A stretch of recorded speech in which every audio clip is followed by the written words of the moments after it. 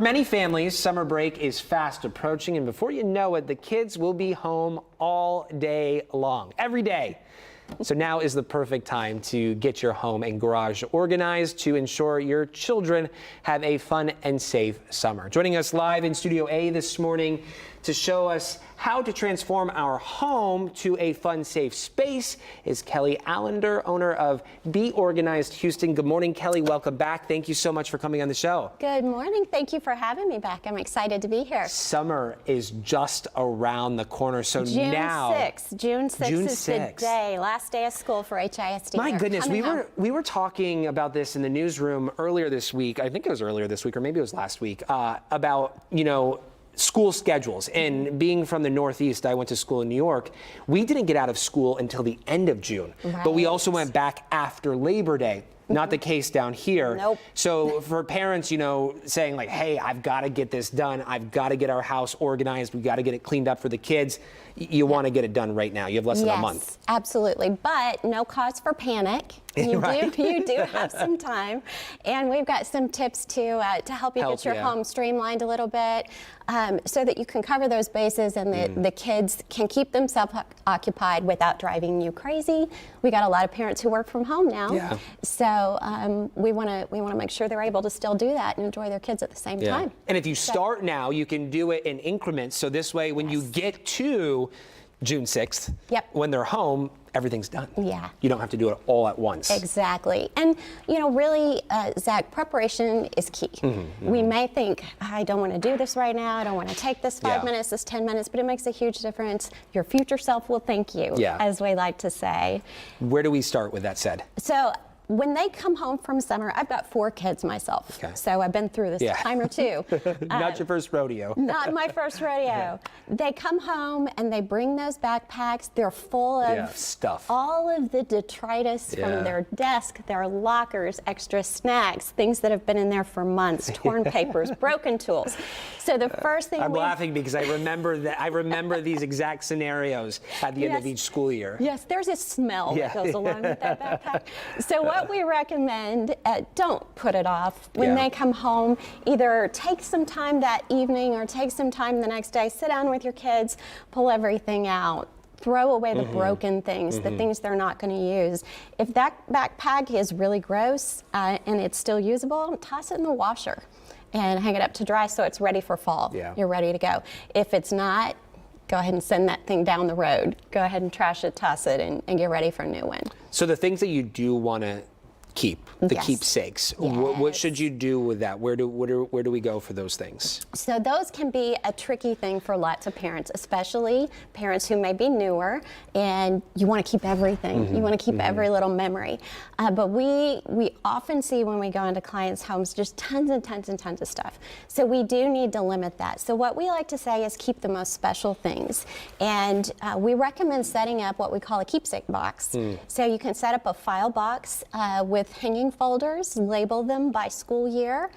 We have one that we use at Be Organized that's actually available through our website to make it easy for people.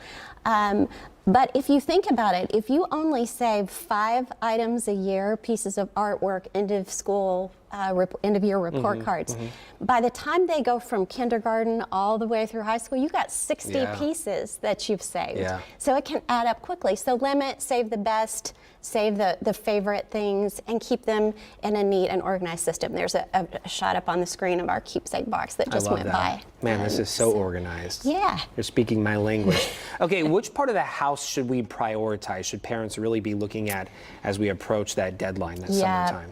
So the kids are going to be home, and they're going to be bored, and they're going to be hungry. So the kitchen. One of the things that we don't think about often is pantry. Pantries, and we like to recommend that you have your kids' snacks really organized in a way that they can grab and go so that they're not bugging you all day long. If you do want to limit snacks, the beauty of containing them in a bin like this one is that you can put it up high if you don't want them to be able to just, if your littles to graze, without limit. And plus, in a case like this, you can see too through it what you're grabbing. Yes, so the kids can see it, mom and dad can see it, so you can see how much you have and know when you need to replenish. So if we keep things in those original boxes, we can't think adults really need gauge this that too. quantity.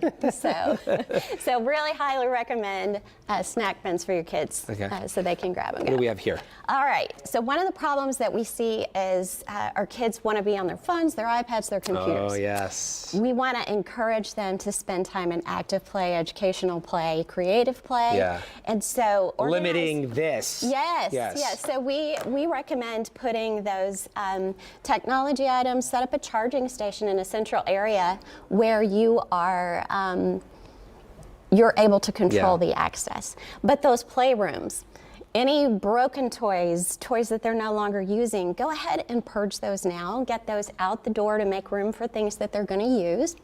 And a great tip that we have for controlling your puzzles, your games, your art supplies are to use these clear zipper bags and put them in a bin. And so this one has all of their crayons, their markers, their colored I like pencils. that.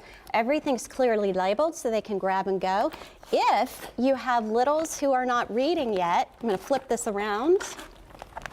You can simply print out a picture that goes along with what's inside this bag and put it on. You've got a game. I love that. You've What's got a Feed the game Woozle? there. Is that a game? It is a game. It is my grandson's favorite game. We have But magnets here. It eliminates those boxes I love that, yeah. crunched and broken, and this way everybody can see and easily grab what's there. Very neat. I love that. Okay, from the pantry to the garage we go. Yes. This little thing. Okay, be careful. That's Because it's gonna gonna- pop yeah, it's on gonna ya. pop. So, ooh, there we go. We like a little absolutely- hamper, yes, right? we absolutely love using these mesh hampers. They're fantastic to contain balls and pool toys. This You could mesh lets use the this for airflow. laundry, right, in the You can bedroom? use it for laundry. You can use it for toys, and it's got the handles. You can grab and go. Right. Makes a quick tidy in the playroom if you put all your odds and ends. You can also keep this collapsed. Up. See, let's see. Here it comes. Look at that! Good job. All-Star Glenny over there. These are also great for your car. So Yeah. if you're going to the public pool or the park, all the supplies can go in there. If you're not using it, it just collapses right back down. I love that. When we were kids, we had a 2-story home, and my brother and I, we would fill up a plastic hamper. It was plastic. You couldn't use this. And we'd fill it up with laundry, and we would slide down the stairs. This I don't think would awesome. work. But thank you so much for coming on. Of course. We do Of appreciate your time. Always helpful and useful when it comes to keeping organized. We appreciate it very much. Thanks for having me, and happy summer. Happy summer to you. It's almost here.